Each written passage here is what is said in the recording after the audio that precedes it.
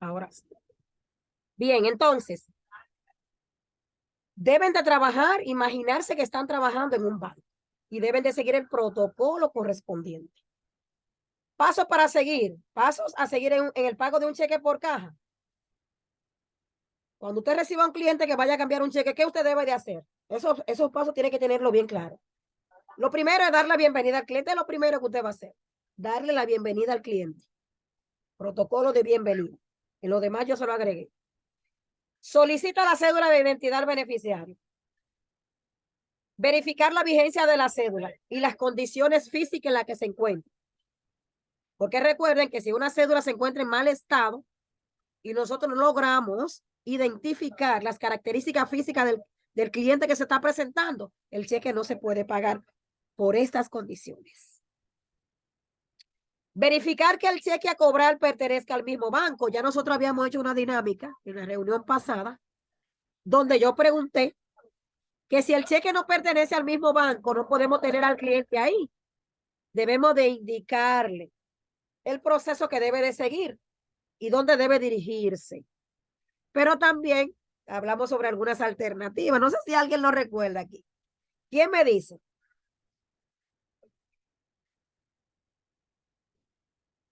¿Quién lo recuerda? ¿Quién me da ese feedback, por favor?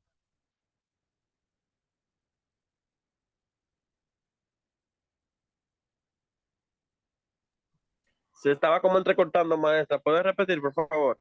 Sí, que quién me da una retroalimentación de las alternativas que le había dicho a ustedes, en el caso cuando el cheque no pertenece al mismo banco, el cajero debe de redirigir al cliente a una sucursal cercana del banco. Es el protocolo que debemos de seguir, ¿verdad? Porque recuerden que en primera instancia nosotros debemos de dar un buen servicio. Pero en el caso de que nosotros, porque también somos promotores de ventas, los cajeros somos promotores de ventas, pero en el caso de que no se haga este paso, usted tiene alternativas también para usted proponerle al cliente. Entonces, ¿cuáles alternativas usted podría proponerle al cliente antes de usted dirigirlo a la sucursal del banco donde pertenece el cheque a cobrar? El martes, habían algunos participando y dándome algunas pinceladas al respecto. Vamos a ver si lo recuerdan. Si mal no recuerdo, maestra, a ver, se le podría dar la opción, si no tiene cuenta con el banco, de abrir una cuenta con el banco y depositar el dinero ahí. De ese modo, puede retirarlo en el mismo banco. Muy bien. Esa fue una de las opciones, ¿no? Ajá, ¿y cuál sería otra? Otra opción. O sea, eso en el caso de que el cliente no tenga cuenta con nosotros. ¿Cuál otra opción sería viable también? Pero uno puede retirar el depósito de un cheque sin necesidad de tener una cuenta con el banco. Usted puede retirar, Alba. Sin necesidad de tener una cuenta con el banco. Si, por ejemplo, tú trabajas Lo en digo un porque yo he banco. retirado cheques. Bueno, ustedes están trabajando en el Banco Amistad. Ese es el Si banco el donde cheque ustedes están trabajando, ¿verdad? Banco Amistad. Y se presenta un cliente al banco con un cheque para cambiarlo, para cobrar el cheque. Y el cheque pertenece al Banco Michelito.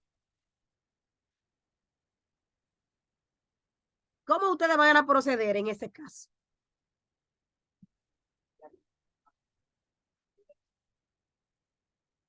Vamos a ver.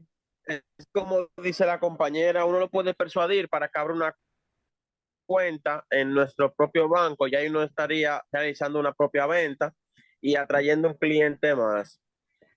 Sí, es una muy buena opción. Alba, ¿cómo entonces lo cambiaría en este caso? Yo no sé, yo no sé cómo lo hacen los cajeros, maestra, porque yo no he estado del otro lado de la moneda. Pero yo sí he cambiado cheques sin necesidad de tener ninguna cuenta con ningún banco. Con mi cédula, con mi No porque, documento, ellos me creo que entregan mi chelito. no Sí, porque la maestra quiere hacer atraer ese cliente que no es del banco a nuestro propio, porque vender tarjeta de crédito y débito y deben de aperturar cuenta. Entonces, uno le explica la forma de aperturar una cuenta que es con 500 pesos, que le den la validación y por ahí mismo el Es que los bancos, ahora mismo, el sistema de banco no es dame 500 pesos que te voy a abrir una cuenta de banco. El sistema de banco es más complicado ahora mismo para abrir una cuenta que simplemente decir dame los 500 pesos que te voy a abrir la cuenta. Tú tienes que tener, si eres estudiante, tienes que tener una carta de la universidad donde tú estudias. Si es que tú trabajas, aparte de los 500 pesos eso, si es que tú trabajas también tienes que tener, y tienes que tener como 3 documentos con tu cédula que conste que tú perteneces o estás en una institución. Lo digo porque yo he intentado abrir cuentas de banco y no es tan fácil como uno lo cree. No, Sí, últimamente los requisitos para aperturar cuenta, a menos que sea una cuenta nómina, que te refieren directamente de la empresa, no te piden ningún requisito, solamente confirmar con la empresa de que tú eres empleado de la compañía. Eso es cuando tú eres empleado, maestra. Sí, pero en el caso de que no seas empleado o que seas independiente, Exacto. debe de llevar confirmaciones de que, o sea, normalmente una constancia de que tú eres trabajador independiente y de que tú Exacto. recibes ingresos. O si tú no eres trabajador, una que diga que tú eres estudiante Sí, una y que sea avalada por certificación. la universidad donde tú estudias. Sí, una certificación. Por lo general, no todos los bancos, obviamente, tienen las mismas restricciones para sus clientes, porque recuerden que los bancos están en constante competencia. Hay algunos que te piden ciertos requisitos y hay en otros que no te lo piden. Pero por lo regular, hay requerimientos que son estrictos a la hora de aperturar un servicio. Hay requerimientos que son estrictos. Ahora bien, resulta el caso, mire, como en el caso del BHD y del Reserva, esos bancos tienen acceso, ¿verdad? O sea, están conectados en la red de cajeros. Muchos clientes se confunden. Me encontré un caso reciente en el BHD con un cliente del Banco de Reserva que fue a hacer un retiro allá al Banco BHD, porque muchos se confunden y dicen, no, pero si ellos están asociados, entonces eso quiere decir que yo puedo retirar en el BHD, puedo retirar del Reserva y de Reserva puedo retirar del BHD. No, solamente están unidos a través de la red de cajeros. A través de la red de cajeros. Pero usted no tiene producto con el BHD o usted no tiene producto con el Banco de Reservas. Y si, por ejemplo, a Stanley le pagan un cheque de Banco de Reservas y Stanley va al BHD para cobrarlo, para hacerlo efectivo vía ventanilla, ese cheque no se le puede pagar a Stanley porque el cheque no pertenece al banco. De ese tema es que estamos hablando. Entonces, las sugerencias que se pueden hacer, las salvedades del lugar, es que como ustedes son promotores de ventas, ustedes pueden proponerle al cliente. Lo correcto es guiarle al cliente a una sucursal cercana del banco para que lo haga efectivo. Pero también nosotros como vendedores, también podemos darle opciones al cliente y podemos indicarle que el cliente tiene otra vía también para poder retirar el cheque, no directamente de ventanilla, sino depositándolo en una cuenta. ¿Qué le decimos? Usted tiene cuenta con nosotros. Porque si tiene una cuenta con nosotros, entonces puede hacer el depósito y retirarlo directamente de su cuenta. O sea, si no posee una cuenta con nosotros, nosotros le damos la opción de aperturar una cuenta con nosotros. O sea, eso es parte del protocolo de ventas que nosotros utilizamos porque nosotros somos agentes de ventas también. A eso era que me refería. ¿Estamos claros ahí? Sí, maestra. Bien. Entonces, siguiendo con los procedimientos, verificamos que el cheque a cobrar sea del mismo banco y verificamos que el cheque esté bien extendido. Cuando decimos bien extendido, es que esté precisamente indicando a la persona que lo va a cobrar, al beneficiario, y la fecha. Que la fecha se encuentre dentro del plazo, que no sea una fecha futurista. O sea, fecha futurista es que el cheque está elaborado para el 26 de diciembre y el cliente vaya el día 20. Ese cheque no se puede pagar porque debe de esperarse la fecha correspondiente del cheque para poderlo pagar. Entonces, ¿Qué verificamos también? Que el cheque esté firmado en el adverso. Eso quiere decir endosado. Endosar un cheque es firmarlo en la parte de atrás con el nombre y el número de la cédula. Hay cheques que son no endosables, no transferibles. Por lo general, estos cheques son nominativos y que indica claramente a la persona que se debe cobrar y que este es el que debe de cobrarla y no se puede transferir a nadie más. Estos son normalmente los cheques no a la orden o los cheques nominativos, no transferibles. Los cheques que son a la orden son cheques que son elaborados o extendidos a favor de un determinado beneficiario, pero ese beneficiario a través de un endoso le cede el poder del cheque a otra persona. Entonces, este debe de endosar el cheque en la parte de atrás y luego la persona que lo va a hacer efectivo coloca su endoso debajo del endoso del beneficiario principal. Entonces, ya el cheque pasa a ser de la persona que lo va a cambiar. Entonces, la cédula que se deberá presentar es la cédula de este beneficiario. Y todas las características ya antes mencionadas se deben de revisar en el cheque. Entonces, verificar si la cuenta corriente posee dinero. Para eso debemos de digitar el número de la cuenta que normalmente se encuentra en la parte de abajo del cheque. Si la cuenta tiene dinero, ¿qué hacemos? Si ya hemos verificado que todas las características del cheque cumplen con los requisitos de pago, entonces le preguntamos al cliente cómo desea su pago, cómo desea que le entreguen el dinero. Eso no se puede quedar, porque a veces es muy desagradable que usted tome decisiones por el cliente y después que usted sacó el dinero de caja, el cliente le diga, no, pero tú no me preguntaste cómo yo lo quiero, yo no lo quiero así. Dámelo en tanto, en tanto, en tanto. Entonces usted vuelve otra vez a devolver a caja para sacar entonces las denominaciones que el cliente prefiere. Entonces siempre sugiero que para eso usted pregunte al cliente cómo lo desea y ya en base al detalle que el cliente solicite, usted va a hacer el desglose en la sumadora para ustedes entregar el dinero. Entonces ya luego que usted haga el desglose, que usted imprime el volante, en este caso para cheque no se imprime ningún volante. Ahora ustedes van a utilizar el desembolso de caja para ustedes registrar este valor pagado es para el cotejo del cuadre. Así es que lo vamos a hacer nosotros. Entonces ya cuando usted finalice, que haga el recuento en la sumadora, que confirme, entonces usted simplemente firma el recibo y entrega al cliente junto con el dinero. Debe de contárselo normalmente para que el cliente verifique. Bien, entonces, en el pago de otros documentos, siempre que se requiera la salida de dinero de caja, se debe seguir el mismo protocolo. Para toda la salida de efectivo de caja, se debe de seguir el mismo protocolo. En el pago de las cuotas de servicio, ustedes tienen cuotas de servicio que pagar allí, o sea, que recibir. Aquí dice, en el pago de cuotas de servicio, ¿qué usted va a hacer? Introducir el número de la cédula del cliente. Si el cliente le entrega la cédula, ustedes, obviamente, no es tan importante en esta transacción pedirle la cédula al cliente. Muchos bancos simplemente le dicen, si se sabe el número de la cédula, lo puede hacer, me lo puede dar, me lo puede decir verbalmente. Entonces, introduce el número de la cédula del cliente, verifica si la cuota que el cliente está pagando se encuentra dentro del plazo. Dentro del plazo significa que si el cliente, por ejemplo, paga una cuota de 1,500 pesos, pero el cliente se está presentando con un retraso de 10 días, ya el cliente en el sistema no debe una cuota de 1,500 pesos, sino que a esta cuota se le ha aplicado unos cargos por atraso y ya la cuota del cliente varió. Ya la cuota del cliente varió en este sentido y ya el cliente no debe 1,500, sino que debe 1,500 más los cargos moratorios o los cargos de atraso. Entonces, en este caso, el cliente lleva 1,500 pesos, pero el sistema me dice que el cliente debe de pagarme 1,580 o 1,600 pesos. ¿Qué ustedes creen que podíamos hacer en este caso?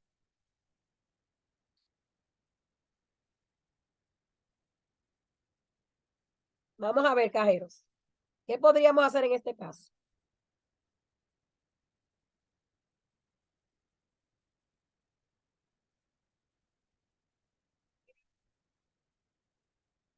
No los escucho.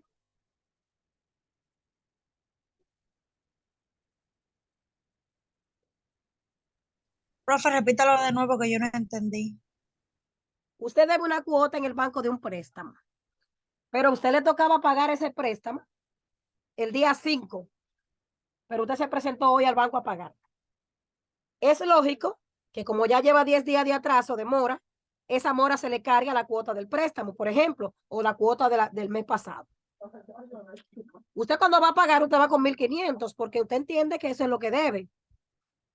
Pero usted no ha pensado que el banco le va a cobrar un cargo por mora, un cargo por atraso. Y usted va y le dice, el cajero le dice, son 1.600. Y usted no tiene 1.600, usted tiene apenas 1.500 pesos. Porque fue prácticamente en bola al banco a pagar. ¿Qué ustedes creen que como cajero se debe realizar en este caso? ¿Recibimos la cuota del cliente? ¿Procedemos a realizar la transacción? ¿O dejamos ir al cliente? ¿Qué medida ustedes creen que como cajero se debe de tomar en este caso? Yo creo, a mi parecer, que se debería hacer el pago y le diríamos que tiene un plazo de tantos días para que no le vuelva a generar mora o que pague lo antes posible ese cargo extra que le pusieron a su cuenta para que así no le sea afectado el crédito al cliente. O le buscaríamos otro método de ver si tiene algo en otra cuenta, a ver si se lo puede sumar, porque esa misma mora le generaría más mora si no lo paga a tiempo. Efectivamente. Serían moras, sean cargo por mora y mora sobre mora. Entonces, la alternativa sería no dejar ir al cliente por esta parte, pero sí notificarle al cliente que si no paga la mora que debe dentro de los próximos 15 días, antes del nuevo corte, esta mora le va a generar, ¿verdad?, cargos adicionales. Y de hecho, su cuota puede seguirse presentando en atrasos. Cuando ustedes pagan una cuota incompleta, el pago no se cierra. ¿Sabían eso ustedes? Cuando ustedes hacen un pago incompleto, el pago queda abierto. Y si el pago queda abierto y llegó el nuevo corte, eso significa que al corte siguiente prácticamente pasa el pago como si no se ha pagado. Entonces hay que tener mucho cuidado con las informaciones que le damos a los clientes y es importante hacerle la salvedad y decirle, le podemos recibir el pago, aunque en algunos bancos, según el protocolo, muchas veces no se lo reciben y le dicen al cliente que cuando tenga el pago completo se presente. Hay en otros bancos que reciben el pago, le hacen la salvedad de la mora y le dan un plazo para que lleve la mora antes de la nueva fecha de corte, para que esto no le genere dificultades y le hace la aclaración al cliente. Maestra, entonces, en cierto aspecto, la respuesta a mí es algo válida. Oh, pero Informarle claro al que es cliente, válida, por supuesto. informarle al cliente que debe de realizar el pago antes de que le genere más mora. Es igual que Exactamente. usted tiene una tarjeta de crédito y la tarjeta de crédito usted cogió 2.000 pesos y le pagó 1.500. Si usted no le paga esos 500 pesos, cuando llegue el corte, se le va a generar como que usted no realizó el pago y va a tener atraso. Y lo lindo del caso es las consecuencias graves de no pagar el dinero de la tarjeta de crédito completo. Esto le genera al cliente miren, ustedes no se imaginan. Normalmente las grandes deudas por tarjeta de crédito se deben a pagos incompletos. Que el cliente hace un consumo y no paga completo en ese mes. Entonces, se le generan cargos adicionales y cargos sobre intereses. O sea, los intereses por moratorios generan otros intereses y son mucho mayores a los intereses reales. De los intereses del corte, intereses también por atraso. Y es intereses sobre intereses y cargos sobre esos intereses. Por eso es que las deudas de tarjetas de crédito aumentan tanto, porque normalmente el pago queda abierto. Un centavo que usted quede debiendo de su pago, el pago sigue abierto. Entonces es importante siempre aclararle al cliente que no debe de dejar pagos pendientes para el corte siguiente, porque esto le va a generar un nuevo cargo y una mora por atraso del pago anterior y mora sobre los intereses del mes corriente. O sea, cargo sobre los intereses del mes anterior y cargo sobre los intereses del mes corriente. Entonces, una pregunta, maestra, disculpe. Ya al que usted se refiere, entonces lo dejaríamos ir, pero con el conocimiento de que tiene que volver antes de los 15 días para que no le genere un corte ni con mora. Exactamente, exactamente. Sí, hay políticas según los bancos. Recuerden que no todas las entidades financieras trabajan con las mismas normas, con las mismas políticas. Otra pregunta, y discúlpeme, maestra. ¿Sería más conveniente dejarlo ir sabiendo que tiene que volver a los 15 días o que haga el pago y esos 100 pesos lo deje ahí, los 100 pesos de deuda, y lo venga antes posible? Porque sería más difícil para él pagar los 1.600 que pagar 100 pesos. Se haría el pago de los 1.500, pero con los 100 pesos de atraso o demora, o sería con los 1.600 completos. Lo ¿No sería importante es más factible cobrarle los 1.500? mira, lo importante es la comunicación que usted vaya a tener con el cliente y las explicaciones que usted le vaya a dar, los detalles que le vaya a dar con relación a esta operación y los inconvenientes que puede ocasionarle esta mora. O sea, usted le recibe el pago al cliente, pero haciéndole la salvedad de que si el cliente dentro de los próximos 10 o 15 días no se presenta a pagar, esto puede traerle dificultades graves para el nuevo corte. Usted le indica, usted le recibe el pago, pero le indica, debe de presentarse antes de la nueva fecha de corte a realizar el pago pendiente, porque el pago queda abierto. Si usted no paga los 100 pesos que quedó restando de este pago, el pago quedó abierto y para el próximo mes se le van a generar intereses sobre los intereses atrasados y cargos sobre esos intereses más los intereses del mes corriente. Entonces, el próximo mes usted estaría pagando prácticamente el doble o 3 veces los intereses que le estamos cobrando en este préstamo. El cliente en este caso se asusta. Muchas veces el cliente es quien decide, no, yo lo voy a pagar, yo lo voy a buscar completo. Yo tuve esas experiencias. No, mejor no lo pago. Yo mejor cuando lo tenga completo. ¿Hasta qué día que tengo? Tiene hasta tal día para pagar. No, pues yo mejor lo traigo completo. No me lo ponga así. Y el cliente decide y se va. Por estas situaciones, por las explicaciones que ya usted le dio. Porque puede Porque tener el situaciones. cliente siente como que usted lo está regañando de mala manera. Entonces se ve No es enojado. regañándole, al contrario. Es dándole información importante. Porque ustedes como cajero tienen que informarle al cliente con todos los detalles para que el cliente sepa a lo que se abstiene. Tiene que decirle que no puede dejar pagos pendientes.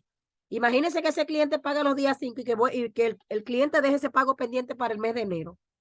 Ya el mes de enero el cliente tiene una deuda grandísima porque los pagos atrasados o el pago atrasado le generó intereses, más los intereses moratorios con relación a la cuota que pasó, pero también los intereses de esta cuota. Entonces, muchas veces esos intereses pasan a capitalizar porque el pago quedó abierto, el pago no se cerró. Entonces, cuando el pago no se cierra, hay mucha probabilidad de que el sistema registre como que el pago no se ha realizado. Entonces, por eso es que hay que tener mucho cuidado. Y es importante que ustedes le den esa información al cliente para que el cliente sepa, para que el cliente se eduque, para que el cliente se informe y no cometa esos atrasos. Muchas veces el cliente se atrasa no porque quiere, pero hay otros que realmente se atrasan porque tienen la mala costumbre de hacerlo. Entonces es Sí, importante pero que hay que usted hacerlo no. como usted dice, hay que hacerlo con tacto, porque si usted se lo dice de cierta forma, el cliente va a creer que usted lo está regañando, que le está echando un boche en buen dominicano, como usted dice. No, Es recuerde mejor que hacerlo con tacto y como usted dice, que el cajero debe tener un cierto toque y simpatía para saber cómo le va a decir al cliente, porque muchos se ofenden de una vez sin decir nada. pero por supuesto, yo tuve varias experiencias, pero usted tiene que saberle explicarle al cliente, porque hay clientes que no entienden estos términos, hay clientes que no saben qué es una mora, hay clientes que no saben qué es un cargo por intereses vencidos, qué es un cargo por intereses corrientes. Los clientes no saben eso. Entonces, usted tiene que explicarle con punto y coma qué significan esos términos y cuáles son las consecuencias de que el cliente no pague el atraso que tiene. ¿Cómo eso puede repercutir para el nuevo pago? Entonces, por eso es que el cliente hay que alertarlo para que el cliente esté informado.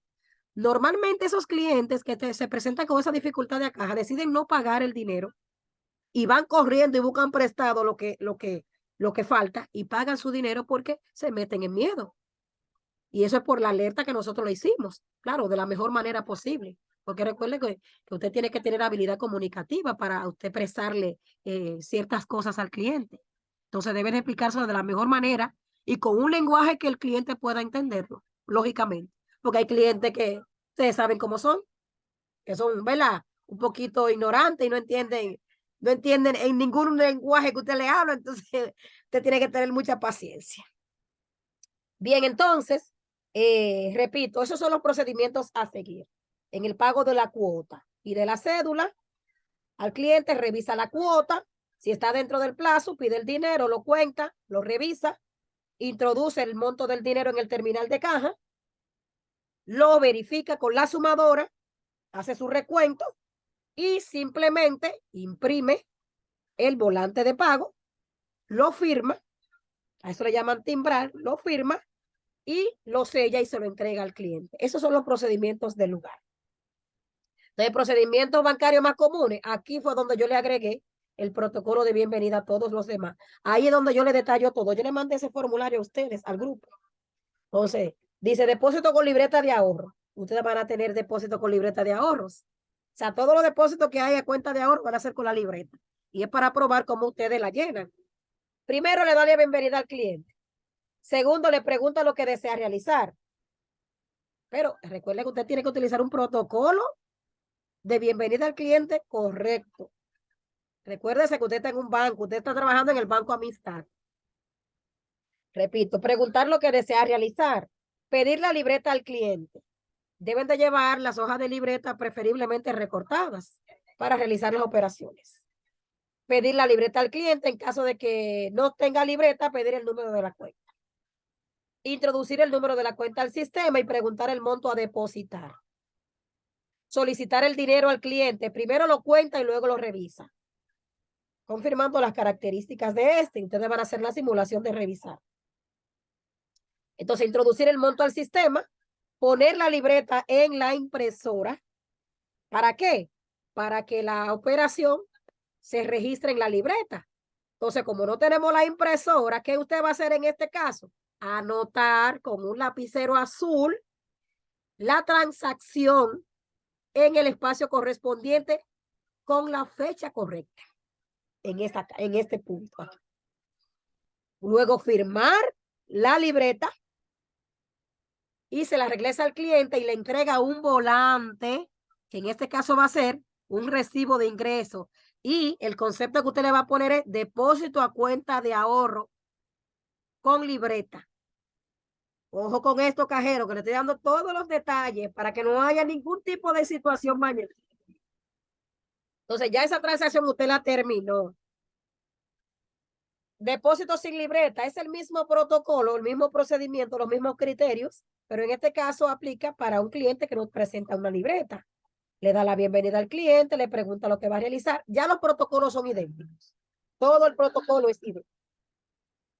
Cuando es un retiro, dar la bienvenida al cliente, preguntar lo que va a realizar y le pide la cédula, porque sin cédula no se hace una transacción de retiro. Sin cédula no se procede. Entonces, en el caso de ser un extranjero, le pide el pasaporte. Pedir la libreta al cliente en el caso de que el cliente presente su libreta. ¿Y qué va a hacer? Anotar la transacción, ¿verdad? En la libreta. Es el procedimiento que va a seguir. Debe de confirmar que todo se corresponda con la identidad del cliente y introduzca el número de la cuenta al sistema. Revisa, esos son los procedimientos que van a seguir trabajando en un software de caja.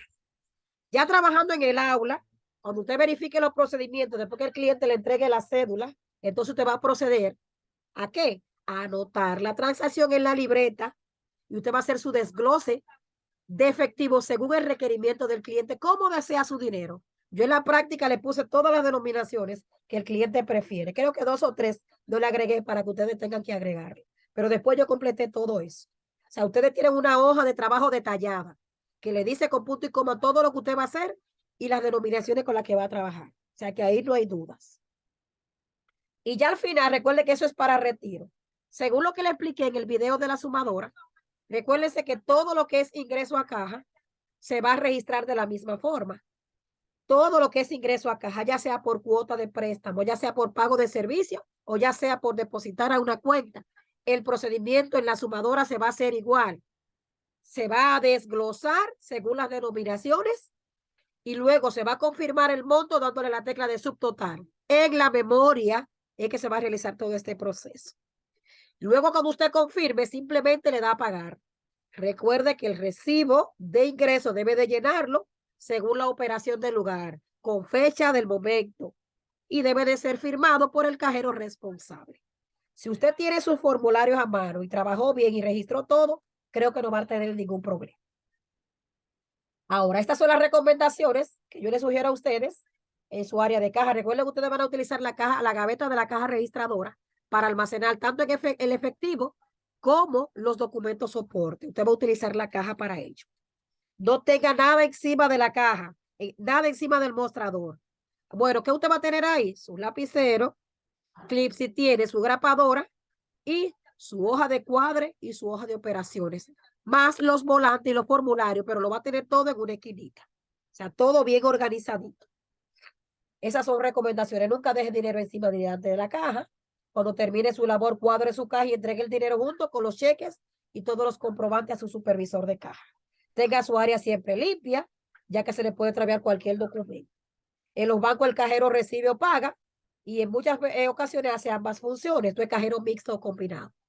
Nunca el cajero debe aceptar un paquete de dinero, cheque o una cantidad de dinero sin contarla. Yo le digo a usted, Starling, mire, ahí tiene el fondo de caja. Ya está completo, ya yo lo conté. Ok, profe, usted se lo da a la cajera. Mira, ahí está el fondo. Distribúyelo en la caja, ordénalo.